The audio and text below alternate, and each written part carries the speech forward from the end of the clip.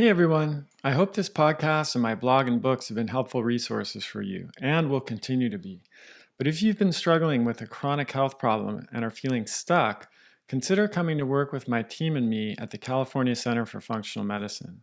We work with patients all over the US and have experience treating a wide range of conditions, including GI problems, autoimmunity, hypothyroidism, cognitive mood and behavioral issues, weight gain and metabolic dysfunction, and more. Our unique model teams clinicians with nurse practitioners and health coaches, all of whom are trained in my ADAPT framework approach to provide a high level of care to our patients. This means more support between appointments, personalized guidance on diet, lifestyle, and behavior change, a cutting-edge patient portal with 24/7 access to your labs and records, handouts and resources to guide your protocols, and a team of practitioners working together on your case. We're currently accepting new patients, so if you'd like to learn more, visit chriskresser.com/become-a-patient. Hey everyone, Chris Kresser here with a brief message before we begin the podcast. Imagine a career that draws on your passion for wellness and disease prevention, that harnesses your ability to support and connect with others, that helps you to develop as a person while you help others to do the same. What if you could earn a living while making an impact on thousands of people's lives and even on the future of healthcare? That'd be pretty great, right? Well, that job does exist. It's the job of a health coach, and I believe that health coaches will play a crucial role in the future of medicine, not only in the US, but around the world. 1 in 2 Americans now has a chronic disease, and 1 in 4 have multiple chronic diseases. Chronic disease is destroying our quality of life, shortening our lifespan, bankrupting governments, and threatening the health of future generations.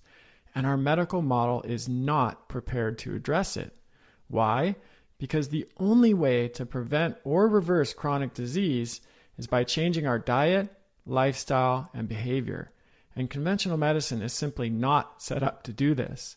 Bottom line, we need people who can provide this support to help people make the changes they need to make to save their lives. We need empathetic and compassionate people with a skill for connecting and a passion for change. And my job is to make sure they have all the training they need to do their job so well they will change the future of healthcare. A career as a health coach can be incredibly fulfilling both professionally and personally. It really could change your life, and it can also change the world. That's why I'm excited to announce that we're launching the ADAPT Health Coach Training Program. It's a 12-month, 100% online certification that will prepare you for a successful career as a health coach.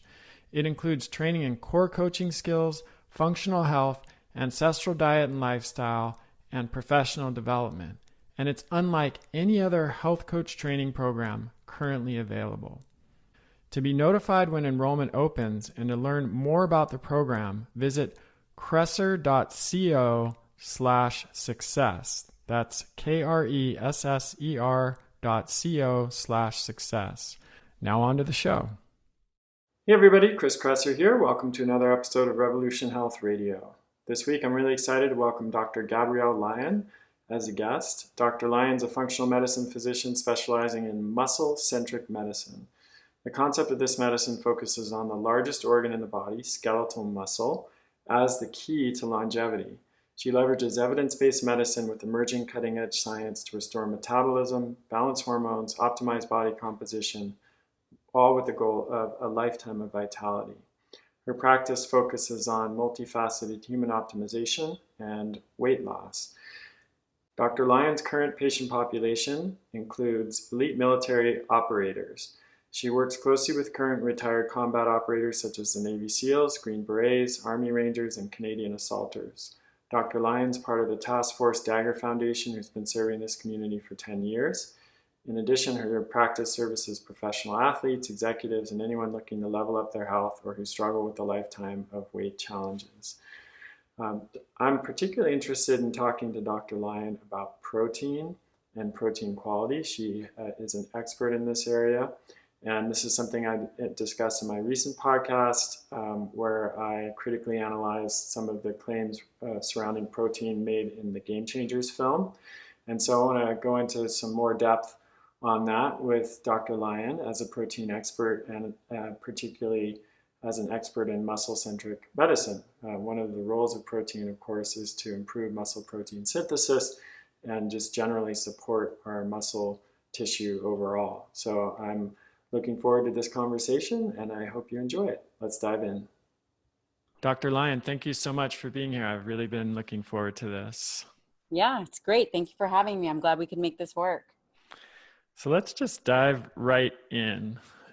Yesterday, I went to L.A. to record a podcast with Joe Rogan, critically analyzing the claims made in the film Game Changers, which you and I have talked about extensively. Yeah. And I know you've had the displeasure of seeing yourself. So I know you have some interesting thoughts on the anti-animal food narrative and what's really at the core of that. So maybe we could start by talking about that. First off, I'm so glad you called it a film and not a documentary. Definitely not a documentary. Because a documentary typically shows two sides of a story. Yeah. And this is a propaganda film. And at the core of it is really this anti-animal narrative. And what I mean by that is that a lot of us are perfectly content eating animal products. And we don't have a moral issue with that. So if an individual has, this anti-animal narrative, and they're speaking to a person who doesn't really mind eating animal products, you have to go after other things. And those other aspects are, number one, your health. So if you now eat an animal product, it's going to affect your health. Number one. And then number two, it's going to affect the environment. Mm-hmm. And, that's really at the core of the foundation of this film. Well, that's often what happens too when I've had debates or discussions with vegans in the past. As soon as I pin them down on a particular nutritional issue, then it pivots to environmental. And as soon as I then, push back on the statistics, which are often wildly inaccurate about water use of beef or greenhouse gas emissions or something then it switches to the ethical issue. And it's, it's kind of like this whack-a-mole game, which makes it, that was actually a condition of my debate with Joel Kahn before I agreed to go on with Rogan, was that it focused only on the nutritional aspects, not because I wasn't willing to talk about the environmental and ethical arguments, which I did on this last show, but because I know through experience that it can get very slippery like that. It does. And it's so interesting because you can say, here's the data. Animal protein and plant protein are very different. Mm-hmm. And when you are speaking to someone who is a zealot or is deeply invested in their agenda, rather than the health and welfare of humanity, they'll say, no, it's not. Right. I could say the sky is blue, animal protein supports animal tissue, and plant protein supports plant tissue. And those amino acid profiles are different. And in response to that, I'll hear, no, it's not. Right. Have you, do you know Stephen Zwick? I don't. Mark Hyman introduced you and and he also introduced me to Stephen, who was helpful in my preparation for the Rogan debate. And he sent me this phenomenal quote that speaks directly to what you were just saying from the author Leon Festinger, who wrote When Prophecy Fails. The quote is, "A man with conviction is a hard man to change. Tell him you disagree and he turns away. Show him facts and figures and he questions your sources. Appeal to logic and he fails to see your point." Wow. You really said it. It sums it all up, right? It does. And it's so dangerous. Mm-hmm. The information, when it is drastically incorrect, becomes devastating for individuals' health. Absolutely. And you and I have both seen that firsthand as clinicians. It also, there's another quote that I'm always reminded of in these situations, which is from Anatole France, another author, poet, French, which is, even if 50 million people say a foolish thing, it's still a foolish thing. And I feel like that's what we're dealing with the vegan narrative, because it leverages this illusory truth effect, which is the idea that if you repeat something often enough that's false, it starts to seem true. And politicians, of course, are masters of this, and Trump being probably the most skilled at this illusory truth effect of anybody. But it's true in the vegan community too, you know, so you hear these claims about like, we could reduce greenhouse gas emissions by 50% if everybody stopped eating meat, or, you know, eating 4 pounds of hamburger is like more destructive than doing a transatlantic flight. Like all these kind of soundbite type of things that are completely factually, objectively false. And, you know, no scientists who are credible in the field would agree with. But yet, you know, I walk into my office at WeWork and I see this Meatless Monday thing every, you know, Monday that I'm there. And it has all these statistics printed right on the flyer in the elevator. And it's just amazing to me that this goes on. Yes. And it's so dangerous for, in particular, our aging population. Mm-hmm. And that's where it becomes very personal for me. So I did a geriatric fellowship at WashU in St. Louis. And, you know, it weighs on you being at the bedside of countless dying individuals over a span of 2 years. Yes. And you see sarcopenia, which is this destruction of muscle mass. It's, you know, you decrease muscle mass and strength and size and all the comorbidities that ride along with it. Now, we know with sarcopenia, there are really two great ways to help protect an individual. And that is, number one, resistance training. And number two is high quality protein, dietary protein. We have this anti-animal narrative that's weaving its way through the community and the world. And if this begins to get in the heads of our, say, 50-year-olds, I have seen the trajectory of aging. And it's terrifying and preventable. No one argues in your 20s and 30s, you know, really from your 20s to 40s, fine. You guys want to argue about protein? Okay. But you're definitely going to pay. And it's later on in life. And it's, you know, it's our duty to protect people and be honorable and credible. You know, it's dangerous. I'm so glad you brought this up, because I feel like a lot of people don't really know about the risk of frailty and sarcopenia in the elderly if they're not in the medical community. You know, I mean, most people who are working with patients do understand it, but I think the general population doesn't really realize the threat that sarcopenia poses and how common it is. I think the stats I've seen, of course, this is your field, but more than 40% of men and 55% of women over the age of 50 have sarcopenia. That's that's more than half of women and almost half of men. Right. We're not talking about a small issue here. And what's so interesting is obesity is playing a role in this. So there, you know, while we think of it as a disease of aging, which it is, we believe that sarcopenia and sarcopenic obesity, which is essentially over fat and under muscled, is starting in your 30s. We are very domesticated as humans. We are not moving the way that we did. We're by and large not eating enough protein. And the tissue destruction is starting, just like every other disease that we're seeing, much earlier. Right. People are often surprised when they ask me what I consider to be one of the most important things to do to maintain your health as you're aging.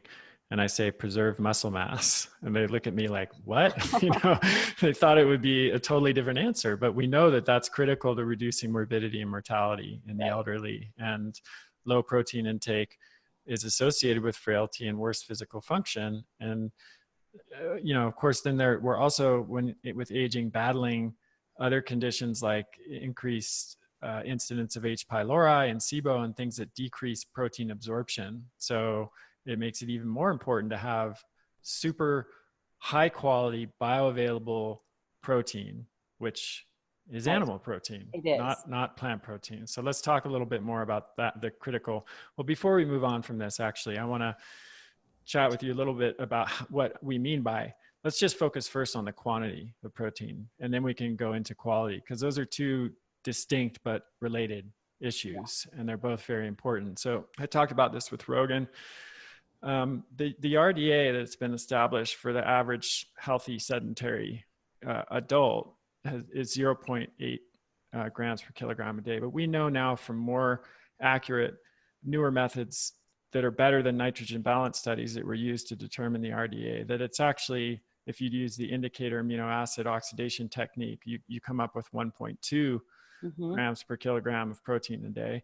But that's for an adult, younger or younger middle-aged person. For the elderly, the range that I've seen is 1.2 to 1.5 grams per kilogram per day as an RDA. So, and again, right, we're talking about the minimum amount that is required to avoid malnutrition. Right. That's the definition of the RDA, not the best amount, not the optimal amount, right, the amount to avoid malnutrition. And that's for healthy people. That's presuming there is no H. pylori, there's no SIBO, there's no other low-grade inflammation. Yeah, exactly, that interfere with protein absorption, right? Right. And there's a great paper, the PRODAGE study. I don't know if you've seen it or if your listeners have seen it, but it really does a very nice job of laying out quantities and strategies for aging and protein intake. So it's called the PRODAGE study. Cool. Yeah, that's it. I mean, there's the thing that is just so notable about this is this, we're not talking about controversial stuff here. Like, there are a lot of things in medicine that are controversial. Protein quality is not one of those things.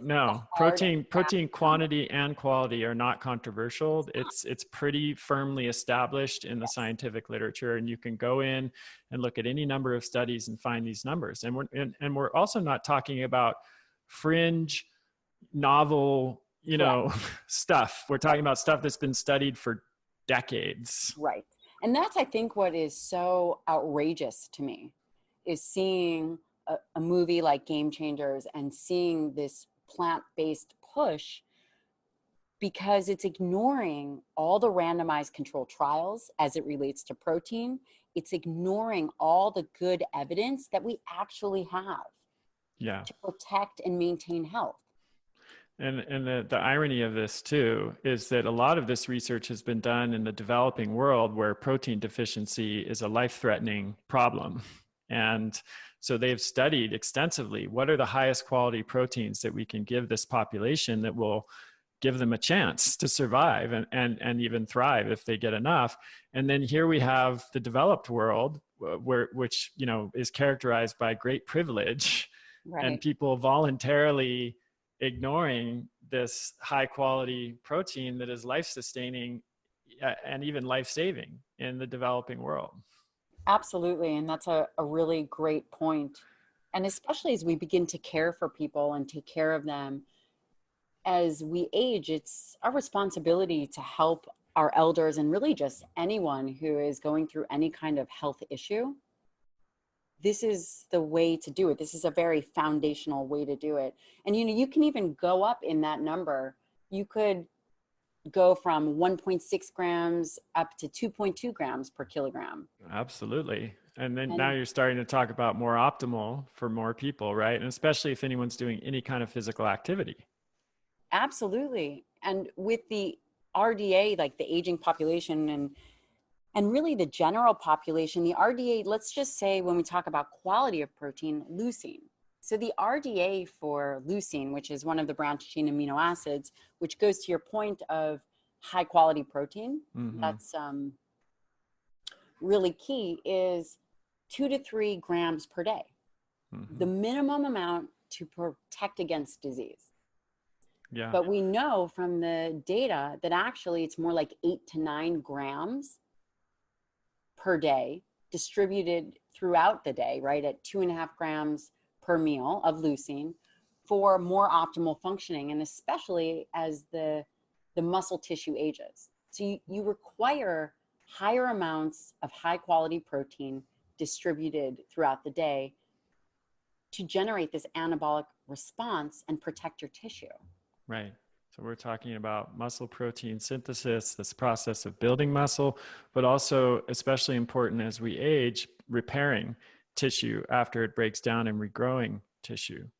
So I made this chart for my Rogan appearance. We showed this slide on the video, and we can include it in our show notes as well. It compared amino acid profile of beef sirloin with white beans, soybeans, cooked peas, and rice, some other common plant protein.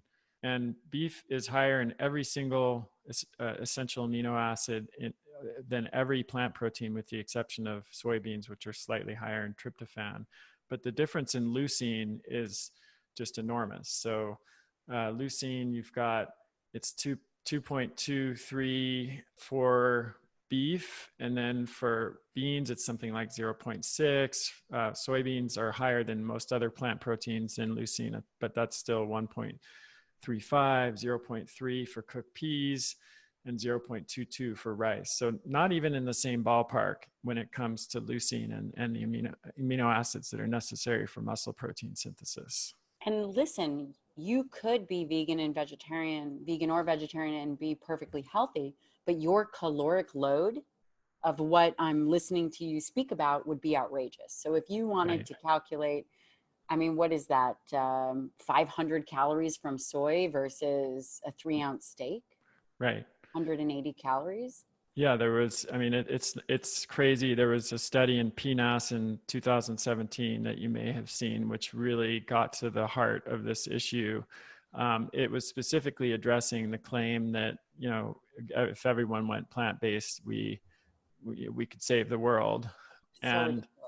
Yeah, it's definitely ridiculous. And this study actually fleshed that out in a really smart way. So they found that if we just gave up all animal agriculture and everyone in the US went vegan, it would only reduce greenhouse gas emissions by 2.6%.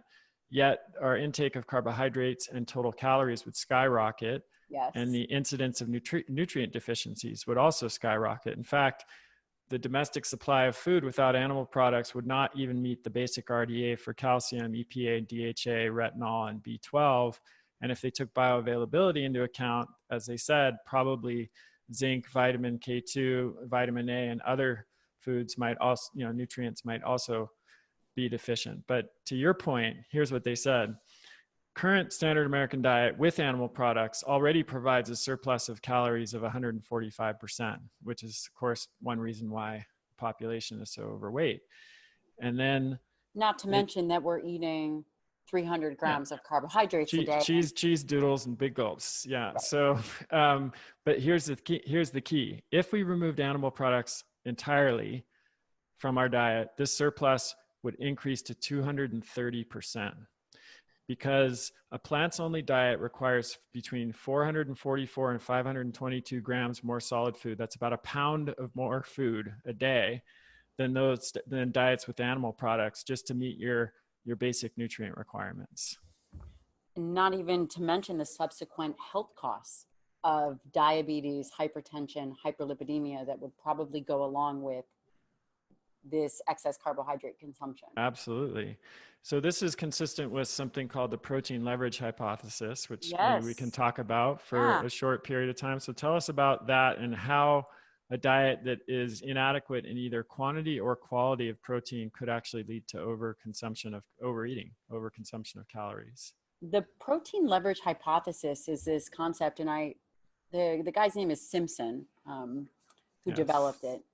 And it's this concept that the human will continue to eat to meet the protein requirements.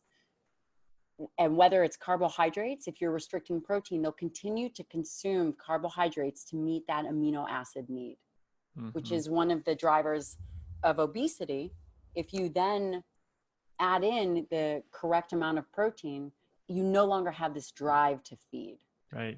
And we've heard this so many times, right? I experienced that myself when I was vegan. I just felt like I was never satisfied, and I couldn't figure out why, and I've heard that from patients as well. And now we have some scientific evidence about that kind of points to why this could take place.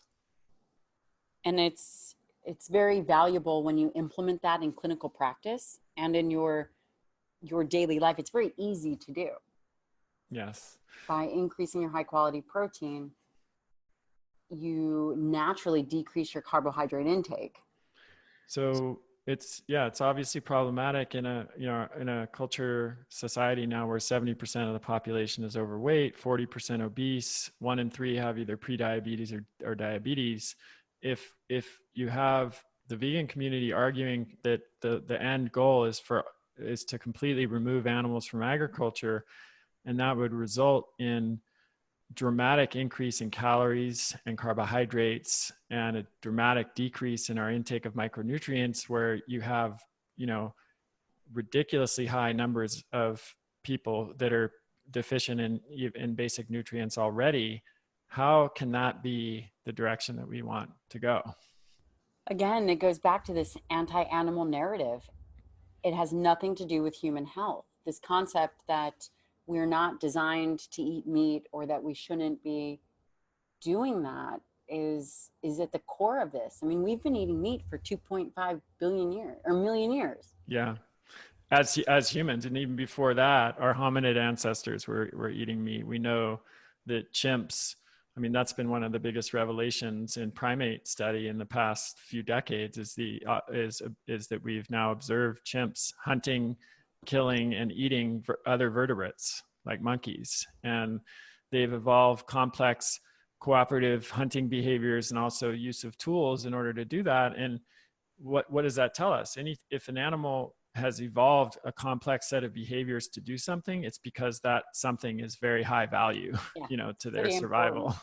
So probably even longer than 2.5 million years, although we weren't human then, our hominid ancestors have been eating meat. So I won't go into a lot of detail on that now, because I talked about the failures of the comparative anatomical and anthropological arguments in the film. I found that section to be the most ridiculous of the film. I mean, I was literally laughing out loud as they were rewriting history in the film.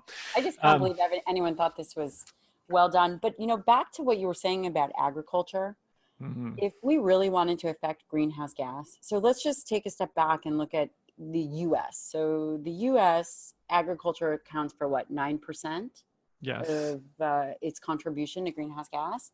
And then of that 9%, the majority of it is plants, about 4.8%. And then the rest is cattle and dairy. Yeah. But of that 9%, we waste 40% of our food. And the majority of that food is fruits and vegetables. We just throw it out. Yeah. And we overeat by another 10%. Yeah. So it just seems if we really wanted to make an impact when it comes to agriculture, we could do very simple things that wouldn't deter our health or, like make us feeble and weak. All we have to do is stop wasting food and stop over consuming. Yes. And since we're on that subject, let's talk a little bit about these numbers, because they're, again, also extremely misleading. They're repeated so often that everybody just assumes that they must be true. The number in the film, as I'm sure you recall, Gabrielle, is they said the livestock sector, I have a direct quote here, the livestock sector is responsible for 15% of global man-made emissions.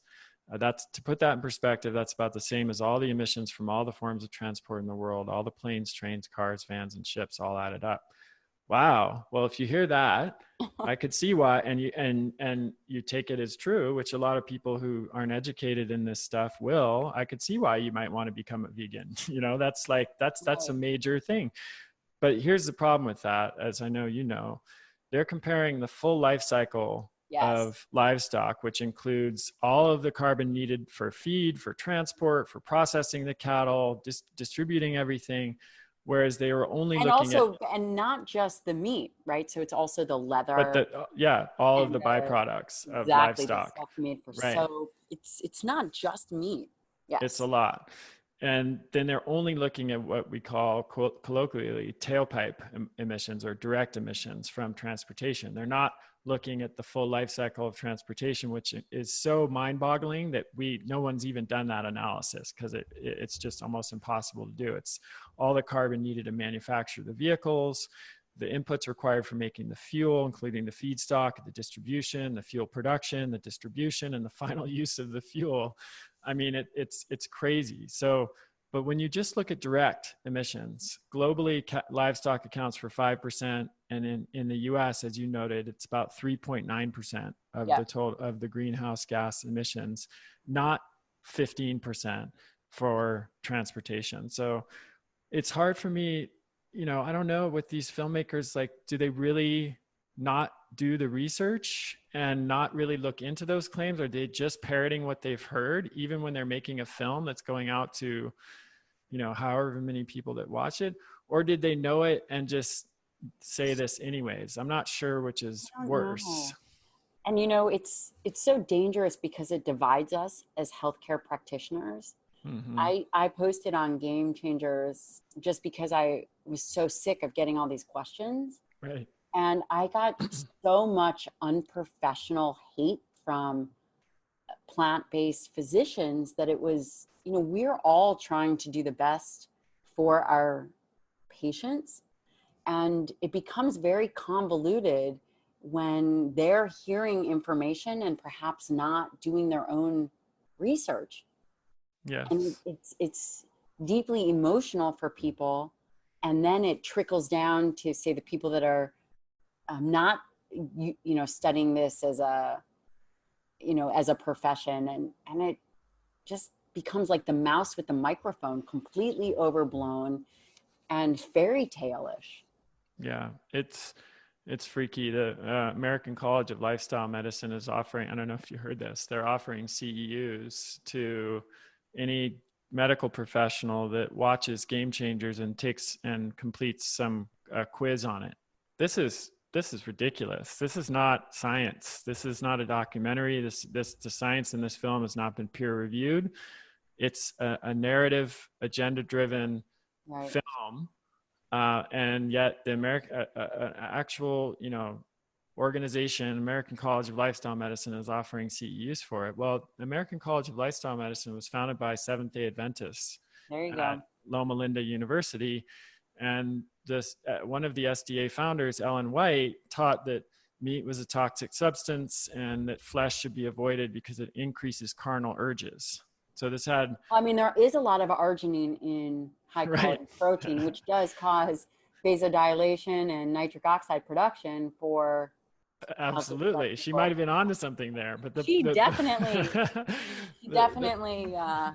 was onto something. The point being, her objections, at least initially, were not nutritional. They were moral and religious. And then the SDA went on to influence dietary guidelines in the US for over 100 years. And early Adventist Lena Cooper co-founded the American Dietetic Association, which is still one of the most prominent dietetic organizations in the world.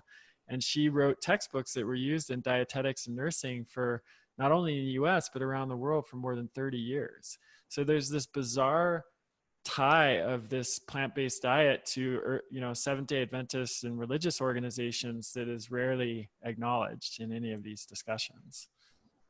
I think that that's a really important point. And I'm hoping that the people listening will really take a step back, and hopefully we become united and less divided with this information. Food policy is outrageous. The information that we're getting that is actually being controlled by what we hear is incorrect and very agenda driven and false.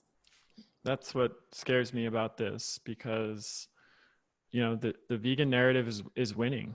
I think objectively we could say that there's it's growing. If you look at the statistics of the percentage of people who are vegan, if you look even just anecdotally, people around you, and you look at like the proliferation of these kinds of films and the recommendations of dietary organizations, like even I think the American Dietetic Association and some others have come out saying that the vegan diet is safe for children.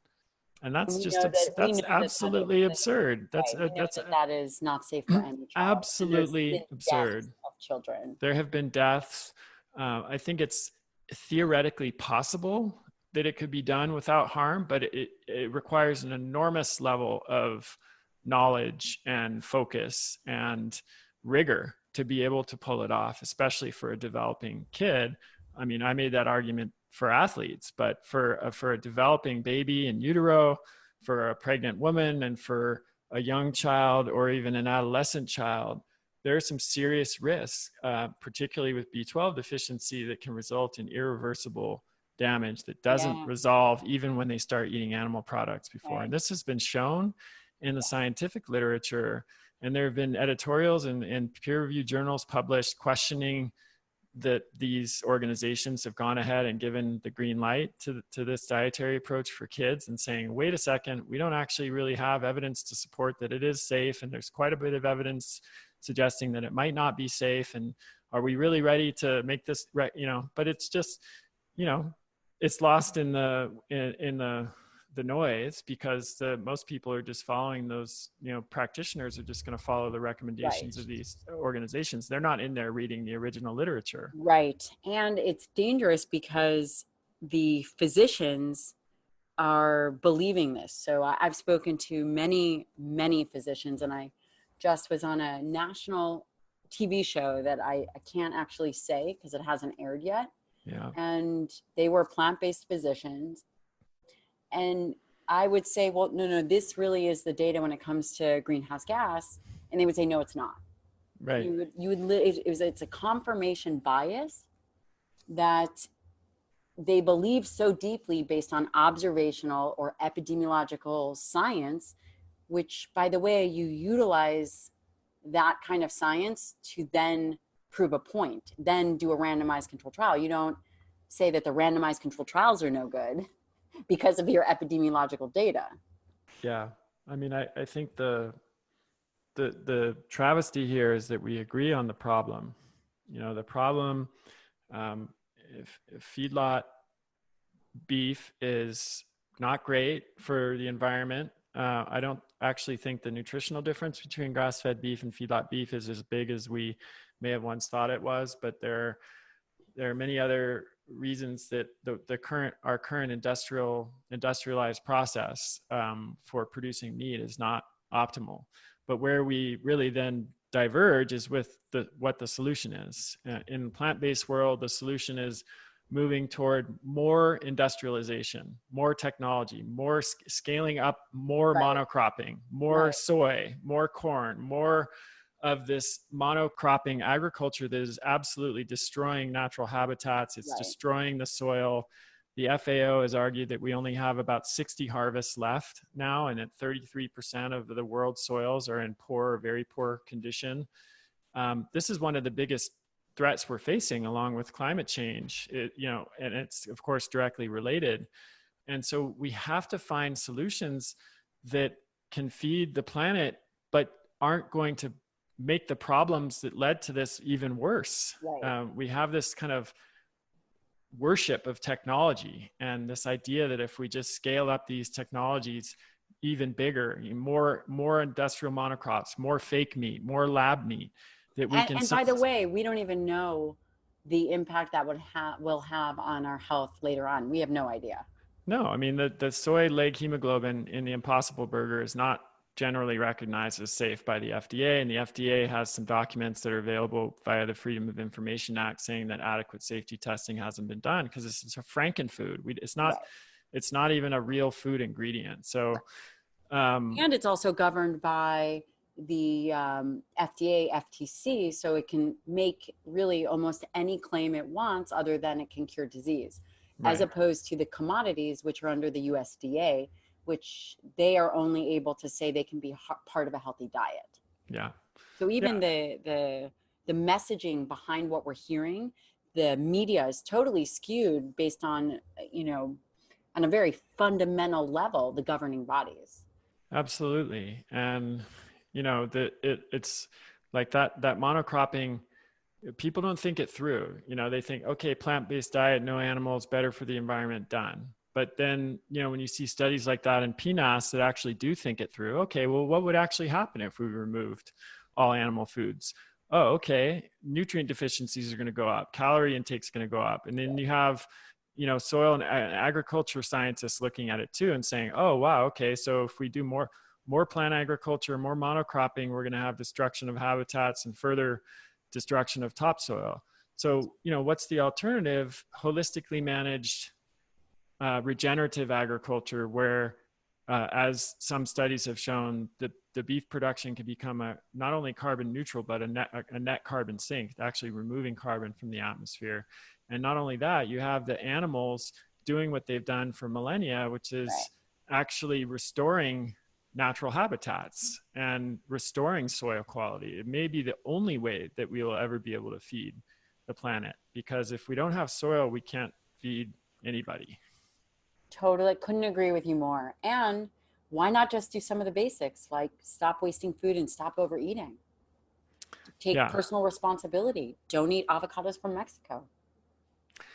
So we zoomed out. I want to zoom back in, especially because this is an area of your specialty. And we talked about protein quantity, and now I want to talk a little about protein quality, and particularly the differences between animal and plant proteins from the protein quality perspective. So we have, amino acid profile and bioavailability as the main determinants. So let's talk a little bit about each of those with respect to plants and animals. So I would say that the most important aspect of differentiating between plant protein and animal protein are really the essential amino acids, and of those, the branched chain amino acids, especially as it relates to muscle health, because muscle is the organ of longevity and it is the foundation of an individual's metabolism.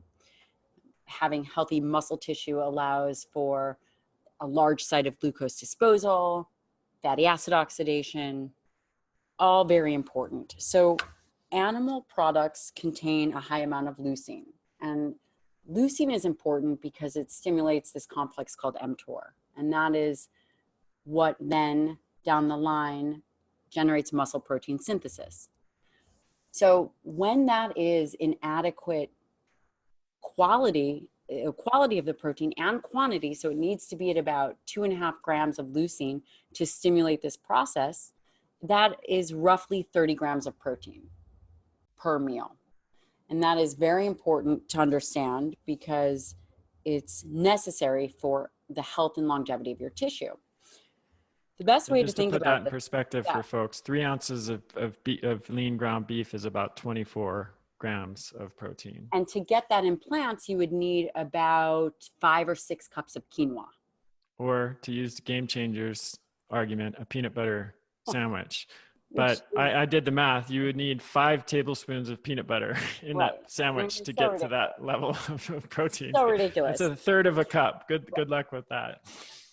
So high quality animal protein is high in the branched chain amino acids, and really you get the most bang for your buck. It's low in calories. It's not 6 cups of quinoa or a peanut butter and jelly sandwich. Plant protein is notoriously low in leucine, lysine, and methionine. So in order to get a high quality protein, you'd have to compensate between 35 to 45% more protein when you're eating soy or wheat. And then that translates to excess calories and ultimately excess carbohydrates. So animal protein and plant protein are very different, and they're utilized very different by the body. Yes, it's if I think of an area of plant-based nutrition that has more misinformation, I mean, I can't think of an area that has more misinformation than protein. That's why I just, as you may know, recorded a podcast specifically on that topic, because it's like, you see so many of these claims in the movie and outside of the movie. I mean, the movie just kind of reiterated all of the claims that have been made elsewhere, which is, hey, I mean, here's one, and you can speak to these. So James Wilkes at one point says, or I think it was Dr. Loomis, one of the big myths from the meat eaters, they say that plants don't contain all of the necessary amino acids, but actually they do. They've got all of the amino acids that you need. So what do you say to that? I mean, come on, that's so ridiculous. I mean, we know that wheat is low in lysine, and if you do vegan diet, you're going to be low in methionine.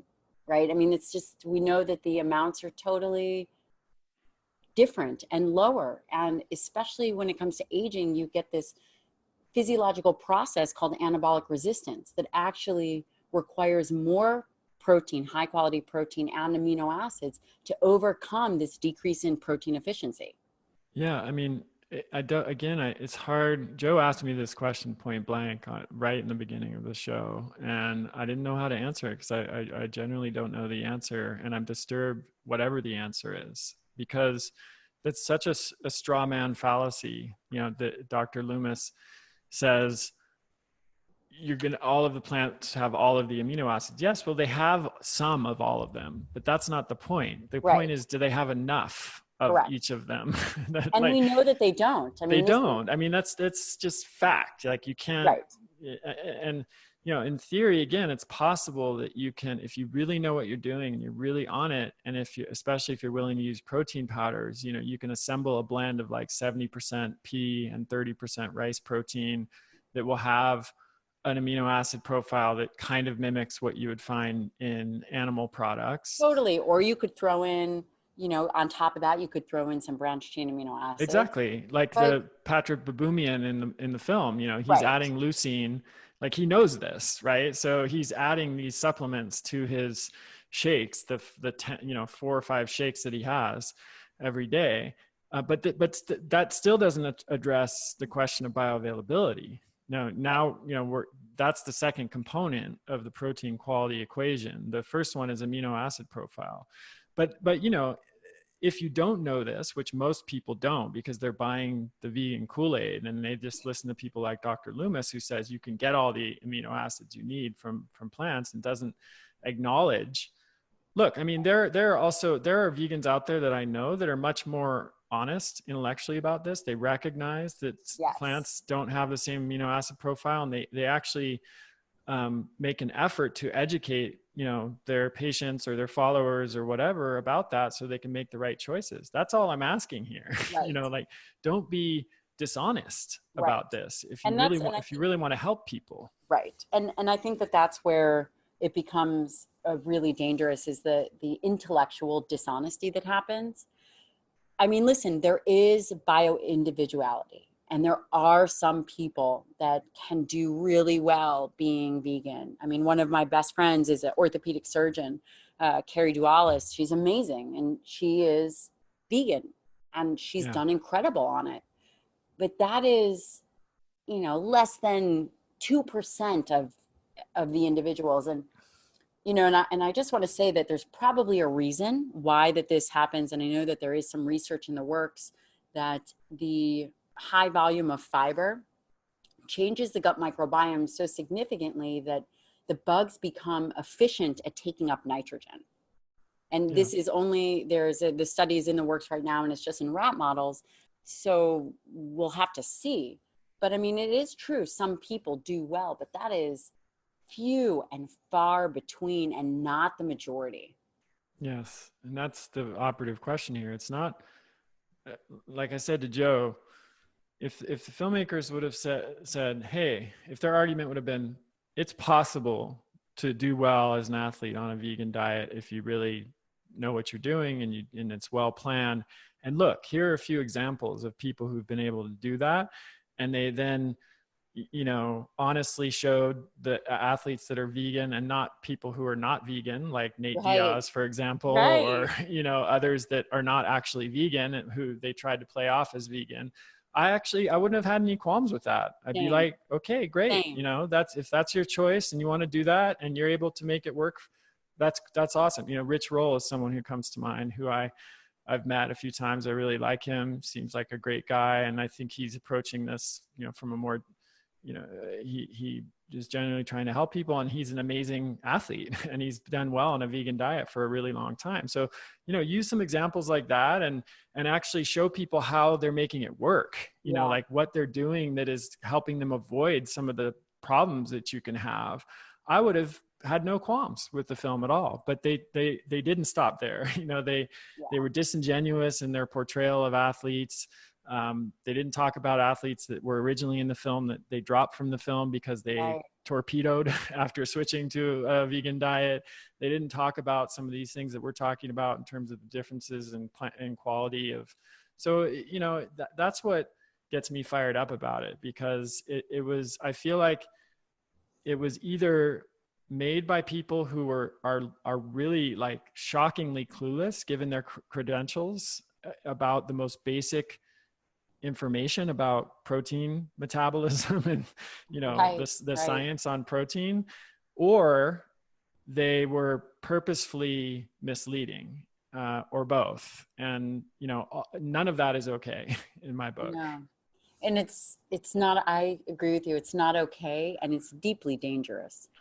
Because all they had to do, as you pointed out earlier, is bring in some fact checking, bring in some experts, in, you know, people who actually do have expertise in these areas who don't have the same view, and say, hey, critique this. Let me know, you know, what's the argument against this? And they didn't do that. So I think the film loses a lot of credibility. Didn't do that because that wasn't the agenda. The agenda was, how do we perpetuate an anti-animal narrative using fear-mongering and scare techniques? Yeah. Well, there's two ways to do that. I'm going to come up after your health, and I'm going to come after the planet. Yeah. Yeah. I think, I mean, this is where, and again, I have, you and I both have friends who are vegans. I was a vegan myself many years ago. I have patients that are vegan. But I think one of the issues with the way some people approach veganism is it has taken on almost, it's probably most akin to a religion, or an ideology. And when it gets to that point, there's another saying that I like, I'm not sure who said this or where it came from, but it really applies here, which is that you can't fight faith with facts. And once people buy into the ideology, you know, hook, line, and sinker, you can present any kind of evidence that you want. And you could do that until you're blue in the face, but it's not going to make a difference, because in the same way that if you try to have a factual kind of fact-driven conversation with someone who's very religious, that's, you know, good luck with that. It's not going to move the needle at all. No, and it becomes very convoluted, and you go from point A to point Z, and you have no, you know, it's kind of like that bad relationship that you had in high school. Right. Yeah. You're thinking, what are you talking about? Yeah. It's so frustrating. I want to finish off the plant quality or protein quality and where plants don't measure up there discussion, and at least introduce this, the DS scale to people, digestible, indispensable amino acid score, which is the newest scale that has been developed to rank proteins according to their quality, and where it's different than the previous score, the protein digestibility corrected amino acids score, all these acronyms, PDCAAS, is that PDCAAS didn't take bioavailability into account, whereas the DS does. And the lowest animal protein is chicken at 1.03, and the highest plant protein is chickpeas at 0.83. So we have a situation where even the highest plant protein is lower than the lowest animal protein. Well, I guess you just cannot argue with some basic numbers, you know? Yeah, because right, I mean, it's not what we eat, it's what we absorb, right? Yeah, and it's really interesting because you can't argue these are biological numbers. Yeah. So with you know, the movie, or just with this narrative that's happening, you know, the only way to deal with it is to reject it. Right. And I think Like that Leon Festinger quote, exactly. you know, just turn away. Right. Because as we said before, you know, you can look at the research on red meat and you can, you know, come to different conclusions, right? It's possible to, if you're someone who kind of isn't as aware of the problems with nutritional epidemiology and, you know, data collection methods, the food frequency questionnaire and healthy user bias and all of that, or you just don't buy those arguments, you could come away. I mean, there's definitely research that does correlate red meat intake with disease. And, you know, you and I both know what all the problems are with that research. And we've talked Right. ad Yes. nauseum about that. But I could see in that situation how, you know, there is a debate there and there's controversy. But like you said, the things we're talking about now, like just how to evaluate protein quality and, Right. and actually measuring protein quantity, like you can just look that up on Right. These are hard nutritiondata.com. biological values and numbers. These are facts. Right. And These are but you know, hard in numbers. this like fake news environment that we're living in, people don't even trust facts anymore. Like, so if you present these facts to people who are totally persuaded by the vegan argument, then they find a way to just ignore them. Right. And, Absolutely. you know, you and I as clinicians are concerned about this, especially you with your experience in geriatrics and your understanding of how frailty and sarcopenia can be really the beginning of the end for It people. I is. mean, there's a saying that in medicine, you break your hip, die of pneumonia, Right. right? Which is, Right. I mean, fortunately, my dad didn't fall into this category because he exercises religiously. He's got a great diet. He eats a paleo type of diet, but he severed the quadriceps tendon on both of his knees in a bad fall a couple of years ago on Thanksgiving. So he was totally immobilized in straight knee, straight leg braces with both legs in the hospital. And he developed pneumonia. And so I got to see this firsthand, like when you're immobilized, what can that even someone like him, because he couldn't continue to move, Right. He developed pneumonia. And fortunately, with my training in herbalism, we were able to reverse that, and without, a lot of use of drugs, and it didn't escalate, and he's fine and super healthy now. But that was like a very firsthand experience for me, seeing like, this is how it can go with someone. And thank God he had significant muscle mass still that probably helped him survive that episode. Absolutely. I'm sure you saw that over and over again. Yes. in your and that's why it's so personal, because I think, when I take a step back and I look at this social media sphere and I see all these people arguing and talking about this protein and this plant protein, and I just think to myself, how many of these people have actually sat at the bedside of a dying person with their family?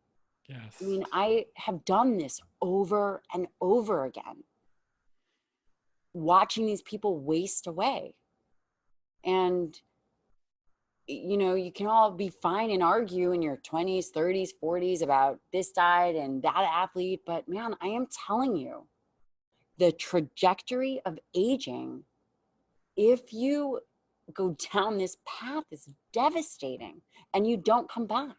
We know Doug Patton Jones, if you look at his literature on the frailty and falls and bed rest, the decline is very sharp with the loss of muscle mass. Yes. And then you combine these zealots saying have more plant protein, which, the aging population isn't typically eating a lot as it is.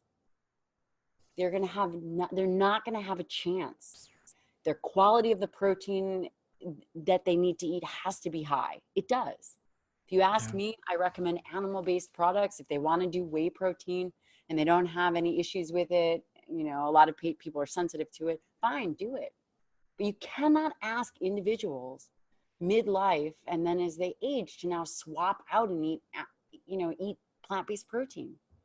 Literally is killing people, the inability to overcome cachexia, to overcome sarcopenia. I mean, this is devastating stuff. It is. And it's, we're all going to die at some point, at least, unless you believe in the singularity in Ray Kurzweil, and we're going to upload our consciousness and beat aging. Maybe we will, maybe we won't. But as far as we know, we're going to die. So this is not, we're not talking about avoiding death, but we're talking about not hastening it, and making sure that the remaining our later years are characterized by good health. What gets me is that this is entirely preventable by correcting ignorance. Yes. There are certain things that are not preventable, and that's just part of being a human being. We have to deal with those things. So let's minimize the parts of aging and poor health that are preventable just by being honest with what we've learned with our scientific knowledge over the past 2 centuries of doing this kind of research. Absolutely. That's invaluable advice. Well, let's end there. Thank you so much for being a warrior on this topic and helping to raise awareness about this. It's so important, and I'm grateful for all of the work you're doing. Thank you. Thank you so much for having me. Where can people learn more about you and your work, Dr. Lyon? Yes. They can find me on Instagram. I'm very active at Dr. Gabrielle Lyon, Lyon, and Facebook, same name. And my website is drgabriellelyon.com, which hopefully soon will be going through a rebrand. And I am working on a book, which is exciting. Oh, great. Yes. 13-week, a baby and a book. You got a lot of balls in the air. Yeah. Great. And what's the topic of the book? Protein. Strangely enough. Yeah. It's going to be, it'll be more evolved than that, but yes, of course. That is certainly at the very core. I imagine it's not going to be called Protein with no subtitle. No, my literary agent would not let me go for that. Yeah. I tried it. So I'm working on that. And then I do have a upcoming masterclass that I will be, it will probably be out by the time this airs. And it's on, the first one people wanted was on muscle-centric medicine. So that's great. Really the framework of which I operate under. And I have a weekly newsletter that I've taken a break since having the baby, but will likely be back in full effect. This is just kind of a late addition here, but I want to throw it in because you just mentioned, the muscle-centric medicine. And we talked earlier about how preserving muscle mass is critical to longevity. It's also critical if you're suffering from any kind of chronic illness. And of course, a lot of people who listen to my podcast are dealing with complex chronic illnesses.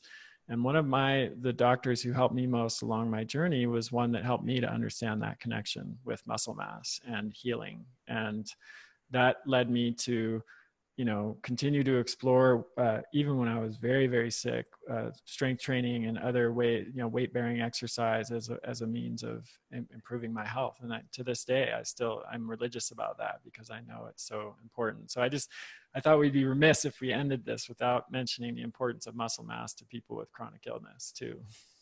It is your muscle. It is your organ of longevity, truly. Great. Okay, well, thank you again. We'll have to give a shout out to Mark Hyman for introducing us. He's such a connector. Yeah. And hopefully maybe next time I'm back in on the East Coast, we can get together in person. Sounds great. All right. Take care. Thank you. That's the end of this episode of Revolution Health Radio. If you appreciate the show and want to help me create a healthier and happier world, please head over to iTunes and leave us a review. They really do make a difference. If you'd like to ask a question for me to answer on a future episode, you can do that at kresser.com/podcast question. You can also leave a suggestion for someone you'd like me to interview there.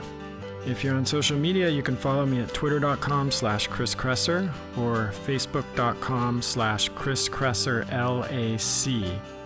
I post a lot of articles and research that I do throughout the week there that never makes it to the blog or podcast, so it's a great way to stay abreast of the latest developments. Thanks so much for listening. Talk to you next time.